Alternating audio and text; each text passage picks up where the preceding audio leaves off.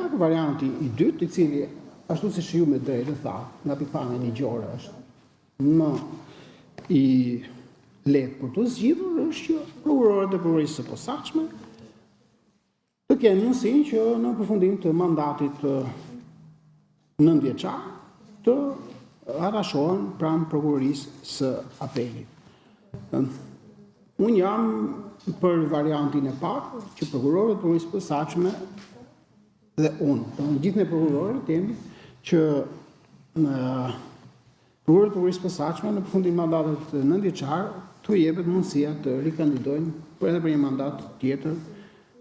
në SPAK. Të rikandidojnë, jo të riemërohen. Jemi totalisht kundra të gjithë ne riemërimit automatik.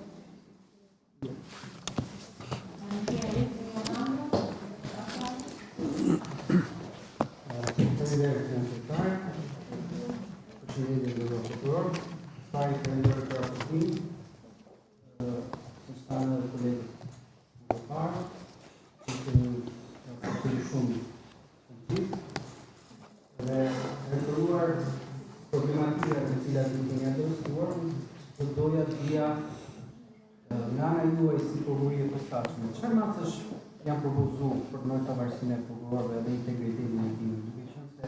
ndër shqetësimet që kemi parashkuar këtu ka qenë janë shkëlqyer. Dhe ka pasur bashkëpunim ndërinstitucional përveç Këshillit të Prokurorisë me institucione të tjera për ta ndërsuar këtë presion. Kjo është pyetja e parë.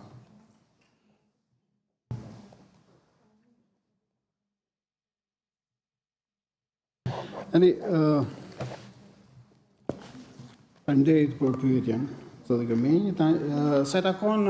mbrojtjes apo pavarësisë institucionale, pavarësisë jashtme, po flasim, si institucion, korniza kushtetuese dhe ligjore në vlerësimin e prokurorisë së posaçme është e plotë dhe garanton një pavarësi të plotë të prokurorëve të prokurorisë së posaçme nga çdo ndikim i jashtëm. Tani ne jemi ndeshur, siç besoj gjithë jeni dhe ju dëshmitarë se të vend jetoj. Institucioni është ndeshur her pas here në sulmin e subjekteve politike, mediave dhe patjetër ne kemi përballuar vetëm në mënyrë ligjore, duke mos u impaktuar dhe duke mos u ndikuar më shqip, duke mos u ndikuar nga këto sulme në punën tonë, duke u përpjekur që pavarësisht sulmeve apo uditjeve në thojzave që jepen institucionit, ne duhet të udhëhiqemi nga objektiviteti dhe nga ligjshmëria në kryen e veprimeve timore dhe në marrjen e vendimeve tona. Sa e takon adresimit, unë e thash në hyrjet e fjalës sime, që i vetë institucion vendas që ka reaguar dhe ju falenderova ishte Këshilli i Lartë i Prokurorisë. Por, nuk mund të rri pa thënë edhe bashkëpunimin shumë të mirë dhe angazhimin e drejtorisë së përgjithshme të policisë së shtetit në çdo rast kur prokuror të prokurorisë së posaçme apo dhe gjyqtar apo dhe hetues të prokurorisë së posaçme, hetues të Byros Kombëtare të Hetimit, kanë qenë objekt kërcënimi apo kanosje nga krimi i organizuar. Edhe Këshilli i Lartë i Prokurorisë, përmes antarëve që ka në komision, ka qenë i angazhuar maksimalisht në adresimin e këtyre rasteve, të cilët gjithmonë më tepër të raste po bëhen më të shumta dhe më shqetësuese. Por, për ta përmbledhur, sidomos me ndryshimet e dhjetorit të vitit 2024, dhjetorit 2023, për prokurorët e prokurorisë së posaçme është siguruar një mbrojtje më e mirë fizike dhe sa takon anës praktike, tash dua të vlerësoj bashkëpunimin dhe kontributin e policisë së shtetit, pasi deri tani ka marrë gjithë masat e duhura në mbrojtjen e prokurorëve dhe të familjarëve të tyre, ku ka qenë rasti që edhe familjarët ka qenë të ekspozuar ndaj rreziqeve të krimit, nga krimi i organizuar. Tjetër praktikë që po ndjekim, zoti Gërmenjë, është në rastet të cilat kanë djeshmëri dhe rreziku është i lartë në ana tjetër, ne përpiqemi të ndërtojmë grupe hetimore, duke përfshirë në hetim disa prokurorë, rast pas rasti edhe unë si drejtuesi i prokurorisë jam përfshirë në hetime të kësaj natyre, duke përfshirë më shumë hetues të Biros Kombëtare të Hetimit në grupet hetimore me qëllim krijimin e një grupi kompakt në përballimin e çdo presioni që mund të vijë. Gjithashtu dhe shpërndarjen e përgjegjësive në raport me menaxhimin sa më të mirë të hetimeve të çështjes. Në versimin tuaj në cilën drejtuesit po dhe si institucion, a është rritur transparenca punës SPAD-ut në raport me publikun dhe me media?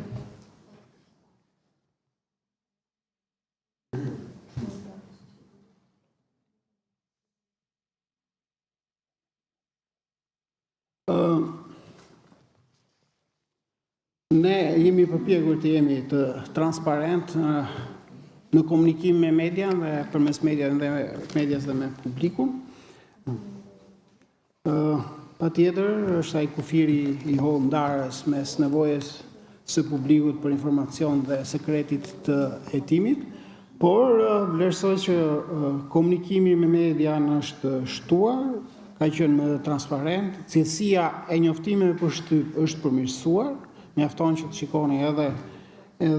njoftimet për shtyp që ne bëjmë publike në faqen tonë të internetit, ndoshta lë pak për dëshpëruar shpejtësia e reagimit, shpejtësia e bërjes publike të qëndrimit zyrtar të prokurorisë së posaçme lidhur me një informacion që kërkohet apo me një ngjarje që ka ndodhur dhe informacion që ka kërkohet lidhur me këtë ngjarje apo me këtë arrestime. Këtu lëm pak për dëshiruar dhe po punojmë në këtë drejtim. Edhe këtë vit kemi alternuar kemi alternuar njoftimin për shtyp në faqen tonë zyrtare, takimet që kam patur unë me gazetar, gjithashtu kam patur edhe disa dalje publike në institucione arsimore, dhe gjitha këto edhe në OJF, në organizatat të shoqërisë civile, kam marrë pjesë, dhe vlerësoj se gjitha to mënyra të përdorura i kanë shërbyer rritjes së transparencës dhe dhënies së informacionit të nevojshëm publikut. Siç edhe e thash, ne gjatë vitit 2024, bashkë me ekspertë ndërkombëtar, kemi punuar për miratimin e strategjisë së komunikimit me media dhe me publikun, dhe faktikisht puna përfundoi në dhjetor të vitit 2024, por për shkak të angazhimeve të shumta, u bë mundur vetëm në vitin 2025, fillim vitit 2025, të miratojmë këtë strategji komunikimi me media dhe shpresojmë që ato që kemi shkruar në atë strategji ne ta realizojmë, dhe nëse ne realizojmë parashikimet e bëra në këtë strategji, besoj që do rrisim edhe performancën tonë sa i takon komunikimit me media.